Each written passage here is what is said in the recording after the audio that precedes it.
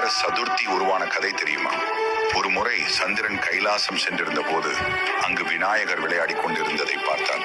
விநாயகர் குதித்து குதித்து விளையாடுவதற்கு ஏற்ப அவருடைய தொந்தியும் குலுங்கி கொண்டிருந்தது. அதை பார்த்ததும் சந்திரனுக்கு சிரிப்பு வந்துவிட்டது. விநாயகரை பார்த்து கேலியாக சிரித்தார். அந்த சிரிப்பு விநாயகருக்கு கோபத்தை வரவழைத்து விட்டது. உடனே நீ தேய்ந்து மறைய கடவாய் என்று சந்திரனை சபித்து விட்டார். சந்திரன் மறைந்ததால் உலகம் இருளில் மூழ்கியது. தேவர்கள் விநாயகரை சரண் புகுந்தார்கள்.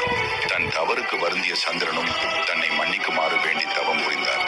மனம் இறங்கிய விநாயகர் சந்திரனை தன் தலையில் சூடிக்கொண்டார். பாலசந்திரன் என்ற பெயருடன் அருள் பாலித்து சந்திரனுக்கு வளரும் தன்மையை தந்தார். அதாவது 15 நாட்கள் மெல்ல தேய்ந்து தேய்பிறை, பின்பு 15 நாட்கள் மெல்ல வளரும்படியான வளர்பிறை வரத்தை அருளினார். அப்படி சந்திர பகவான் வரம் பெற்ற நாள் தேய்பிறை சதுர்த்தி. சங்கடஹர் என்றால் சங்கடத்தை, துன்பத்தை நீக்குதல் என்று பொருள். உலக வாழ்வில் நாம் செய்த கர்மவினையின் பலனாக வரும் எல்லாவித இன்னல்களையும் போக்கி அளவில்லாத நன்மைகளை தருவதால் இந்த விரதம் சங்கடஹர சதுர்த்தி விரதம் என்று போற்றப்படுகிறது.